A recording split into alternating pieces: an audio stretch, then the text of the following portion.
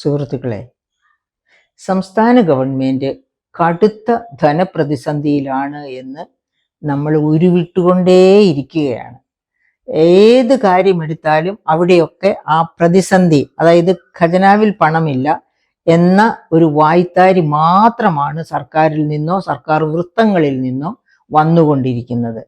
പക്ഷേ പ്രചരണതന്ത്രം എന്ന ഒരു കാര്യം വരുമ്പോൾ പണത്തിന്റെ ചുരുക്കമോ ധനപ്രതിസന്ധിയോ ഒന്നും ആർക്കും കാണാനില്ല.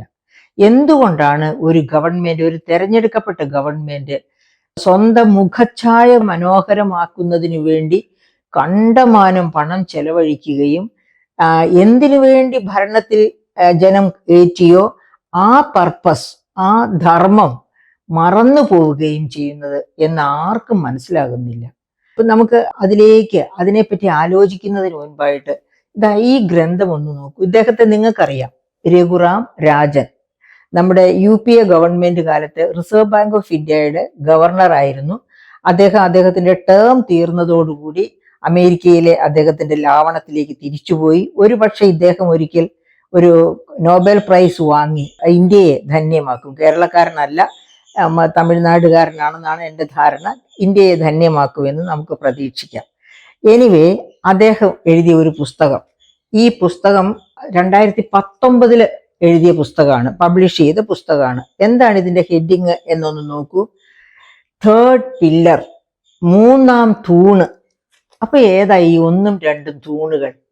ഒന്നും രണ്ടും തൂണുകൾ എന്ന് പറയുന്നത്, ഒന്നാമത്തെ തൂണ് ഗവൺമെന്റ്, രണ്ടാമത്തെ തൂണ് വ്യാപാര വ്യവസായ സമൂഹം അഥവാ കോർപ്പറേറ്റ്സ് എന്ന് നമുക്ക് പറയാം.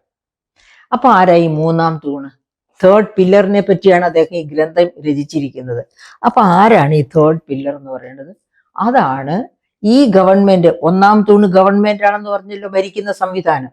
ആ ഭരിക്കുന്ന സംവിധാനത്തെ ഭരണത്തിന് വേണ്ടി കയറ്റിവിട്ട ജനം, വോട്ട് ചെയ്ത ജനം, വോട്ടേഴ്സ്, അതാണ് പൗരന്മാര്. അതാണ് മൂന്നാമത്തെ പില്ലർ എന്ന് പറയുന്നത്. അപ്പൊ രഘുറാം രാജന്റെ ഈ ഗ്രന്ഥം നാം വായിക്കുകയാണെങ്കിൽ, ഈ ഗ്രന്ഥമൊക്കെ വായിച്ചത് കൊണ്ടാണ് പറയുന്നത്, ഒരുപക്ഷെ ഇദ്ദേഹം നൊബേൽ പ്രൈസ് വിന്നറായിട്ട് നമ്മുടെ മുൻപിൽ നിന്നേക്കും താമസിയാതെ എന്ന് പറഞ്ഞത്. അപ്പോൾ എന്താണ് ഈ ഗ്രന്ഥത്തിൽ അദ്ദേഹം പറയുന്നത്? ഒരു ഗവൺമെന്റ്, അത് ജനാധിപത്യ ഗവൺമെന്റ് ആകട്ടെ, ഏത് തരം ഗവൺമെന്റും ആകട്ടെ, ആ ഗവൺമെന്റിന്റെ ധർമ്മം എന്താണ്? ആ ഗവൺമെന്റിനെ ഭരണത്തിലേറ്റിയ ജനസമൂഹത്തിന്റെ ക്ഷേമം. ജനസമൂഹമാണ് മൂന്നാമത്തെ പില്ലർ. ആ മൂന്നാമത്തെ പില്ലറിനെ ശക്തമാക്കുക എന്ന ഒറ്റ ലക്ഷ്യത്തോടു കൂടിയായിരിക്കണം ആ ഗവൺമെന്റ് പ്രവർത്തിക്കേണ്ടത്. പക്ഷേ ഇപ്പോ ലോകത്തൊക്കെ ഏത് രാജ്യത്ത് എന്നാലും, അത് പുതിന്റെ റഷ്യ ആകട്ടെ, അതല്ലെങ്കിൽ ട്രംപിന്റെ അമേരിക്ക, അല്ലെങ്കിൽ മറ്റേതെങ്കിലും ഒരു രാജ്യം എടുത്തോളൂ. ഇനി ഇന്ത്യയിൽ വന്നാലും ഫെഡറൽ സംവിധാനത്തിലെ ഒരു സംസ്ഥാന ഗവൺമെന്റ് എടുത്തോളൂ, കേന്ദ്ര ഗവൺമെന്റ് എടുത്തോളൂ, ഇവരുടെ എല്ലാം ലക്ഷ്യം ഇത് തന്നെ. കേന്ദ്ര ഗവൺമെന്റ് ഇതേ ലക്ഷ്യമുള്ളതാണ് എന്ന് പറയുന്നതിന് മറ്റെന്തിനു പോകണം? ഇലക്ടറൽ ബോണ്ടിന്റെ കാര്യം എടുത്താൽ മതിയല്ലോ. ഇലക്ടറൽ ബോണ്ടിൽ എന്തായിരുന്നു നടന്നിരുന്നത്? കോർപ്പറേറ്റുകള് വലിയ തോതിൽ ഇലക്ഷൻ ഫണ്ടിലേക്ക് സംഭാവന ചെയ്യുന്നു. ആരുടെ ഇലക്ഷൻ ഫണ്ടിലേക്കാണ്? നമ്മൾ കഴിഞ്ഞ ദിവസം തന്നെ കണ്ടു, 4212 കോടി രൂപയോ മറ്റാണ് മോദി ഗവൺമെന്റിന് ഇലക്ടറൽ ബോണ്ട് വഴിയായിട്ട് ഇലക്ഷൻ ഫണ്ടിലേക്ക് കിട്ടിയത്. അതേ സമയത്ത് ഓപ്പോസിഷൻ പാർട്ടിയായ കോൺഗ്രസിന് കിട്ടിയതും മറ്റു പാർട്ടികൾക്ക് കിട്ടിയതുമൊക്കെ അതുമായിട്ട് താരതമ്യം ചെയ്യുമ്പോൾ വെറും നക്കാപ്പീച്ച മാത്രമാണ്. അപ്പം എല്ലാ ലോകത്താകമാനം ഭരണകൂടങ്ങൾ കോർപ്പറേറ്റുകളുടെ തോളിൽ കൈയിട്ട് നടക്കുകയാണ്. ഭരണകൂടങ്ങൾ തോളിൽ കൈയിട്ട് നടന്ന് കോർപ്പറേറ്റുകളെ പ്രീണിപ്പിച്ചുകൊണ്ടിരിക്കുമ്പോൾ ആരാണ് വളരുന്നത്? ഭരണകൂടങ്ങൾ വളരുന്നു, കോർപ്പറേറ്റുകൾ വളരുന്നു. ആരാണ് തളരുന്നത്? സാധാരണ ജനങ്ങൾ. ഇവരെ വോട്ട് ചെയ്ത് അധികാരത്തിലേറ്റിയ സാധാരണ ജനങ്ങൾ, അവരാണ് തളർന്നു പോകുന്നത്. അതാണ് തേർഡ് പില്ലർ എന്ന തൻ്റെ വിശ്വപ്രസിദ്ധ ഗ്രന്ഥത്തിലൂടെ രഘുറാം രാജൻ നമ്മുടെ മുൻപിൽ അവതരിപ്പിക്കുന്നത്. അപ്പൊ എന്തിനാണ് ഞാൻ ഇപ്പോൾ ഇവിടെ ഇത് പറഞ്ഞത് എന്നല്ലേ? നമ്മുടെ ഗവൺമെന്റ്, സംസ്ഥാന ഗവൺമെന്റ് എന്നും ധനപ്രതിസന്ധിയിലാണ്. അതായത് ഇപ്പോൾ തന്നെ 17,000 കോടി കടമെടുക്കാൻ അനുവദിക്കണമെന്ന്, അതായത് ഈ ജനുവരി, ഫെബ്രുവരി, മാർച്ച് മാസങ്ങളിലെ അത്യാവശ്യങ്ങൾക്കായി 17,000 കോടി കൂടി കടമെടുക്കാൻ അനുവദിക്കണമെന്ന് ആവശ്യപ്പെട്ട് കേന്ദ്ര ഗവൺമെന്റിനെ സമീപിച്ചിരിക്കുകയാണ്. ആ സമയത്താണ് ഇവരുടെ PR വർക്കുകളെ പറ്റി, അതായത് പബ്ലിക് റിലേഷൻസ്, അതായത് മുഖം മിനുക്കൽ പരിപാടികൾ, പബ്ലിക് റിലേഷൻസ് വർക്കാണ്, മുഖം മിനുക്കൽ പരിപാടികളെ പറ്റിയുള്ള വളരെ വൈചിത്ര്യമാർന്ന കഥകൾ പുറത്തു വരുന്നത്. അതായത് PRD, പബ്ലിക് റിലേഷൻസ് ഡിപ്പാർട്ട്മെന്റ്, അതുപോലെ തന്നെ CDIT, ഈ രണ്ട് ഏജൻസികളും ഗവൺമെന്റിന് വേണ്ടി തന്നെ ഗവൺമെന്റിന്റെ മുഖം മിനുക്കുക, അതായത് ഗവൺമെന്റിന്റെ കർമ്മ പരിപാടികളെ ജനങ്ങളിൽ എത്തിക്കുക. മുഖം മിനുക്കാനല്ല ഈ ഏജൻസികളെ വെച്ചിരിക്കുന്നത്, പക്ഷെ ഏജൻസികൾ അവരുടെ ദിശ തെറ്റി അവർക്ക് തോന്നിയതുപോലെ സഞ്ചരിക്കുന്നത് കൊണ്ടാണ് ഈ ഗവൺമെന്റിന്റെ മുഖം മിനുക്കലിന്, അല്ലെങ്കിൽ സത്യസന്ധമായി പ്രവർത്തിക്കുന്നവരാണ് PRDയും CDITും ഒക്കെ എന്നുണ്ടെങ്കിൽ വസ്തുനിഷ്ഠമായ കാര്യങ്ങളായിരിക്കും പുറത്തു കൊണ്ടുവരിക. അങ്ങനെയാവുമ്പോൾ നമുക്ക് ആ ഏജൻസികളിൽ നിന്ന് ഗവൺമെന്റിനെ പറ്റി വളരെ കൃത്യമായ കണക്കുകളും രൂപവും ആണ് കിട്ടുക. പക്ഷെ ഇപ്പൊ അങ്ങനെയല്ല കിട്ടുക. അത് നമ്മുടെ ദൗർഭാഗ്യം എന്നേ പറയാം. നമ്മുടെ ദൗർഭാഗ്യം എന്നല്ല, അവരെ വരച്ച വരയിൽ നിർത്താൻ പൗരജനത്തിന് കഴിയുന്നില്ല എന്ന പൗരജനത്തിന്റെ വീഴ്ച കൂടിയാണ് അവിടെ പുറത്തു വരുന്നത്. അപ്പൊ ഇവിടെ എന്താണ് ഇപ്പൊ സംഭവിച്ചുകൊണ്ടിരിക്കുന്നത്? അതാണ് നമ്മൾ ചർച്ച ചെയ്യണം എന്ന് അത്യാവശ്യം. അതായത് പുറം കരാർ കൊടുക്കാൻ വേണ്ടി 1.87 കോടിയുടെ, അത് 10 ഏജൻസികൾക്കാണ് ഈ പ്രചരണ തന്ത്രങ്ങൾക്ക് വേണ്ടി പുറം കരാർ കൊടുക്കുന്നത്. നേരത്തെ നാം പറഞ്ഞല്ലോ, CDIT ഉണ്ട്, PRD ഉണ്ട്. PRD ഗവൺമെന്റിലെ വലിയൊരു വകുപ്പാണ്. ഏത് ഗവൺമെന്റ് വന്നാലും ആ ഗവൺമെന്റിന്റെ ചെയ്തികൾ ജനസമക്ഷം തുറന്നു കാട്ടുന്ന ഒരു വകുപ്പാണ്. അതുകൂടാതെ CDITും ഉണ്ട്. അതിനൊക്കെ ഉപരി ഈ രണ്ട് ഏജൻസികളും കൂടാതെ പല ഏജൻസികളെ കൊണ്ടാണ് കേരളീയം നടത്തിയപ്പോൾ, നവകേരള സദസ് നടത്തിയപ്പോൾ ഒക്കെ ഗവൺമെന്റിന്റെ മുഖം മിനുക്കലും പ്രചാരണ തന്ത്രങ്ങളും ഒക്കെ നടത്തിയത്. പക്ഷെ ഇപ്പോ അതൊന്നും കൂടാതെ തന്നെ 1.87 കോടിയുടെ പുറം കരാർ 10 ഏജൻസികൾക്കായി കൊടുക്കുന്നു. അപ്പോൾ അതിൽ നവകേരള വീഡിയോകൾക്കായി ചെലവായത് 50 ലക്ഷം. എന്താണ് ഈ നവകേരള വീഡിയോകൾ? അതായത് കേരള ഗവൺമെന്റിന്റെ ഇത്ര ഒരു തരത്തിലും വിലമതിക്കാനാവാത്ത പ്രവർത്തനങ്ങൾ, സംസ്ഥാനത്തെ ക്ഷേമത്തിലേക്ക് നയിച്ചുകൊണ്ടിരിക്കുന്ന പ്രവർത്തനങ്ങൾ, ആ പ്രവർത്തനങ്ങള് പല സംസ്ഥാനങ്ങളിലെയും തിയേറ്ററുകൾ വഴിയായിട്ട് ജനങ്ങളെ അറിയിച്ചു കൊടുക്കുക, അത് ഈ നവകേരള പദ്ധതിയിലുള്ളതാണ്. അപ്പൊ അതിനു വേണ്ടിയാണ് 50 ലക്ഷം രൂപ ചെലവഴിച്ചിരിക്കുന്നത്. ഇനി വീഡിയോകൾ തയ്യാറാക്കാൻ ഇതുവരെ ചെലവഴിച്ചു എന്ന് പറയുന്നത് എത്ര ഏജൻസികൾക്കാണ്? സ്വകാര്യ ഏജൻസികൾക്ക് വേണ്ടി 1.87 കോടി രൂപയാണ് ചെലവാക്കിയിരിക്കുന്നത്. പബ്ലിക് റിലേഷൻസ് വകുപ്പിനെ ഏൽപ്പിച്ച 46 പരിപാടികളിൽ 28 എണ്ണമാണ് ഇത്തരത്തിൽ പുറം കരാർ നൽകിയത്. അങ്ങനെ പബ്ലിക് റിലേഷൻസ് ഡിപ്പാർട്ട്മെന്റിനെ ഏൽപ്പിച്ച പരിപാടികൾ, അവരാണ് ഇതിന്റെ മൂർച്ച കൂട്ടാൻ, ഇതിന്റെ എന്താ പറയുക, ആരെയും ആകർഷിച്ച് കീഴ്പ്പെടുത്താൻ തക്ക രീതിയിൽ, അതായത് ഈ ഗവൺമെന്റ് തന്നെ വീണ്ടും വീണ്ടും വരണം. നമുക്കറിയാമല്ലോ, LDF ഗവൺമെന്റ്, വെസ്റ്റ് ബംഗാളിലെ LDF ഗവൺമെന്റ് 35 വർഷം തുടർച്ചയായിട്ട് ഭരിച്ചു. ഇപ്പൊ 35 വർഷം ഭരിച്ചു കഴിഞ്ഞിട്ട് ഇപ്പൊ 10 വർഷത്തിലേറെയായി മമതാ ബാനർജി ഭരിക്കുന്നു. പക്ഷെ ഇപ്പോഴും വെസ്റ്റ് ബംഗാളിലെ അടുപ്പുകളിൽ തീ പുകയണമെങ്കിൽ അവിടുത്തെ യുവതി യുവാക്കൾ കേരളത്തിൽ വന്ന് ഇവിടുത്തെ പണികൾ ചെയ്യേണ്ടിയിരിക്കുന്നു. ഇവിടുന്ന് കിട്ടുന്ന കൂലി കൊണ്ടാണ് അവിടെ അടുപ്പ് പുകയുന്നത്. ആ തരത്തിലാണ് വെസ്റ്റ് ബംഗാളിനെ പുരോഗതിയിലേക്ക് ഇടതുപക്ഷ ഗവൺമെന്റ് നയിച്ചത്, മാർക്സിസ്റ്റ് ഗവൺമെന്റ് നയിച്ചത്.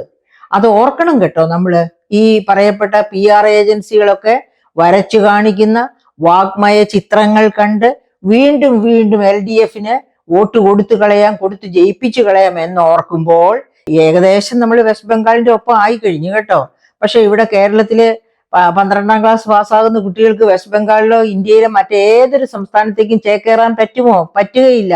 കാരണം അവിടുത്തെ മിനിമം കൂലി 232 രൂപയിലും കുറവാണ്. അതായത് തൊഴിലുറപ്പ് പദ്ധതിക്കാർക്ക് കൊടുക്കുന്ന ശമ്പളത്തിലും കുറവാണ് അവരുടെയൊക്കെ മിനിമം കൂലി.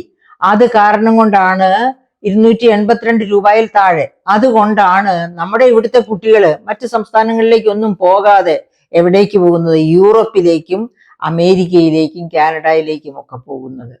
അപ്പോ ആ കേരളം ഏകദേശം വെസ്റ്റ് ബംഗാളിനെ പോലെ ആയിക്കൊണ്ടിരിക്കുകയാണ്.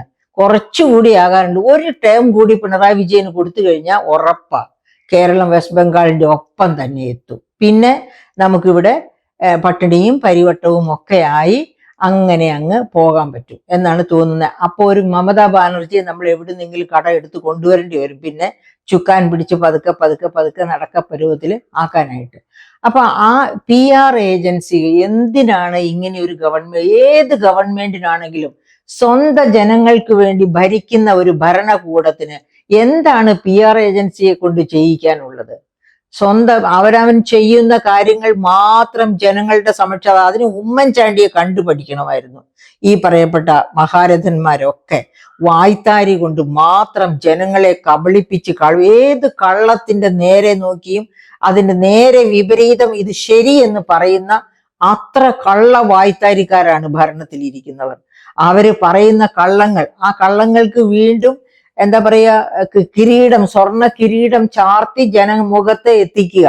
അതായത് അങ്ങനെ ചെയ്യാൻ വേണ്ടി ഒരു കല്ലിട്ട് കഴിഞ്ഞാൽ അവിടെ ഒരു ഗോപുരം പണിതു, പിന്നെ അതുപോലെ തന്നെ ഒരു കല്ലിട്ട് കഴിഞ്ഞാൽ അതാ ഒരു ഡാമിന്റെ കൺസ്ട്രക്ഷൻ കഴിഞ്ഞു. ഈ തരത്തിലാണ് PR വർക്കുകൾ കൊണ്ട് എല്ലാ കാര്യങ്ങളെയും പെരുപ്പിച്ചു കാണിച്ച് ജനങ്ങളെ വഞ്ചിച്ച്, അതായത് ജനവഞ്ചനയാണ് ഇത്തരം പെരുപ്പിച്ചു കാണിക്കൽ. അതിനാണ് PR ഏജൻസികളുടെ സഹായം തേടിയിരിക്കുന്നത്. അതിനാണ് PR ഏജൻസികളെ കൊണ്ട് ഇത്രയധികം പണം ചെലവഴിക്കുന്നത്. ഇത് ബഹുമാനപ്പെട്ട കോടതി കാണുന്നില്ലേ? ഇതുകൊണ്ട് കോടതിയിൽ പോകാൻ ഈ നാട്ടിൽ ആരുമില്ലേ? PR ഏജൻസികൾ അനാവശ്യമാണ്.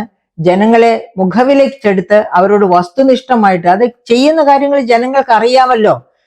ഒരു സമാന്തര പാത, അങ്ങനെ ഒരു പാത നിർമ്മാണം നടത്തി ആ നാട്ടിലെ ജനങ്ങൾക്കെല്ലാം അറിയാമല്ലോ ഇങ്ങനെയൊന്നും നടന്നു എന്നുള്ളത്. അതിന്റെ ഇനോഗ്രേഷൻ നടത്തുമ്പോൾ അറിയാമല്ലോ. പിന്നെ എന്തിനാണ് അവിടെ ഒരു PR ഏജൻസിയുടെ ആവശ്യം? ഏത് കാര്യത്തിനും ഇതുപോലെ PR ഏജൻസികളെ കൊണ്ട് ഊതി വീർപ്പിച്ച ചിത്രങ്ങൾ ഉണ്ടാക്കി ജനങ്ങളുടെ തെറ്റിദ്ധരിപ്പിച്ച്, പ്രത്യേകിച്ച് നിരക്ഷര കുട്ടികൾ കേരളത്തിൽ അധികം ഇല്ല. പക്ഷെ വിദ്യാഭ്യാസം 10ാം ക്ലാസ് പഠിച്ചത് കൊണ്ടോ 10ാം ക്ലാസ്സും ഗുസ്തിയും കഴിഞ്ഞത് കൊണ്ടോ മാത്രമൊന്നും കാര്യങ്ങളുടെ നിജസ്ഥിതി മനസ്സിലാകില്ല മനുഷ്യർക്ക്. അപ്പൊ അങ്ങനെ അത് പ്രത്യേകിച്ച് ഈ ആർട്ടിഫിഷ്യൽ ഇന്റലിജൻസ്, അതായത് ടെക്നോളജി വളരെ വേഗം വളർന്നുകൊണ്ടിരിക്കുന്ന ഒരു കാലഘട്ടത്തിൽ അപ്പോൾ ജനങ്ങളെ തെറ്റിദ്ധരിപ്പിക്കുക, അതായത് സാമാന്യ വിദ്യാഭ്യാസമുള്ള മനുഷ്യരെ തെറ്റിദ്ധരിപ്പിക്കാൻ ഒരു ബുദ്ധിമുട്ടും ഇല്ല. ഈവൻ ഹൈലി എഡ്യൂക്കേറ്റഡ് ആയിട്ടുള്ളവരെ പോലും ഇപ്പോൾ ഈ AI കാലത്ത് തെറ്റിദ്ധരിപ്പിക്കുക വളരെ എളുപ്പമാണ്. അപ്പൊ അങ്ങനെ AI ഒക്കെ സഹായത്തോടു കൂടി തന്നെ സാധാരണക്കാരെ തെറ്റിദ്ധരിപ്പിച്ച് വീണ്ടും 3ാം ഊഴത്തിലേക്ക് ഭരണത്തിൽ വരാം എന്ന ആഗ്രഹത്തോടു കൂടിയാണ് ഇത്രയേറെ വികസന പരിപാടികളുമായിട്ട്, അതായത് 46 പരിപാടികൾ ഏൽപ്പിച്ചിട്ടുണ്ട്, 28 എണ്ണം പുറംകരാർ കൊടുത്തിരിക്കുന്നു. 46 പരിപാടികളിലാണ് മുഖം പിരിക്കലിന് ആകെ ആസൂത്രണം ചെയ്തിരിക്കുന്നത്. അതിൽ 28 എണ്ണമാണ് ഇങ്ങനെ പുറം കരാറായി കൊടുത്തിരിക്കുന്നത്. ആകെ 5.06 കോടി രൂപയുടെ പ്രചാരണ വീഡിയോകൾ ഈ സർക്കാരിന് വേണ്ടി നിർമ്മിച്ചു. 3.14 കോടി സീഡിറ്റാണ് ചെയ്തത്. ബാക്കി 28 പരിപാടികൾ 10 ഏജൻസികൾക്ക് ആയിട്ട് കൊടുത്തിരിക്കുന്നു. ഇതൊക്കെ പറഞ്ഞു കേൾക്കുമ്പോൾ നമുക്ക് തോന്നുന്നത് ഡോക്ടർ രഘുറാം രാജൻ പറഞ്ഞിരിക്കുന്നത്, ആ 3rd പില്ലറിൽ പറഞ്ഞിരിക്കുന്നത് എത്ര സത്യസന്ധമാണ്. ആരെങ്കിലും പാർട്ടിയോട് സ്നേഹമുള്ളവരുണ്ടെങ്കിൽ ഈ രഘുറാം രാജന്റെ 3rd പില്ലർ വാങ്ങിക്കുക, ഒരു കോപ്പി. എന്നിട്ട് അത് പഠിച്ച് അത് ബഹുമാനപ്പെട്ട മുഖ്യമന്ത്രിക്ക് മനസ്സിലാക്കി കൊടുക്കുക. അല്ലാതെ വെറുതെ കമ്മ്യൂണിസ്റ്റ് വായ്ത്താരി പറഞ്ഞതുകൊണ്ട്, കമ്മ്യൂണിസം ഇപ്പൊ ലോകത്തൊരിടത്തുമില്ല, എല്ലായിടത്തും ഉള്ളത് ഡിക്റ്റേറ്റർഷിപ്പ്. കമ്മ്യൂണിസ്റ്റ് ആയിട്ട് വരുന്നവൻ ഡിക്റ്റേറ്റർ ആകുന്നു. അതാണല്ലോ റഷ്യയിലെ പുതിൻ കാണിച്ചുകൊണ്ടിരിക്കുന്നത്, അതാണല്ലോ ഇവിടെ പിണറായി വിജയൻ കാണിച്ചുകൊണ്ടിരിക്കുന്നത്. എവിടെയാണെങ്കിലും ഇതൊക്കെ തന്നെയാണ് കാണിച്ചുകൊണ്ടിരിക്കുന്നത്. അപ്പോ എന്താണ് ഒരു നല്ല ഭരണകർത്താവ് കാണിക്കേണ്ടത്? ജനം എന്താണ് ആഗ്രഹിക്കുന്നത്? ജനം എന്തിനാണ് ഭരണത്തിലേറ്റിയത് എന്നറിയണമെങ്കിൽ ഈ രഘുറാം രാജന്റെ 3rd പില്ലർ വായിച്ച് ഒന്ന് മനസ്സിലാക്കി കൊടുക്കുക ബഹുമാനപ്പെട്ട മുഖ്യമന്ത്രിക്ക്. അത് മാത്രമാണ് എനിക്ക് ഈ ജനുവരി ആദ്യ ആഴ്ചയിൽ തന്നെ എൻ്റെ പ്രിയപ്പെട്ട സുഹൃത്തുക്കളോട് പറയാനുള്ളത്.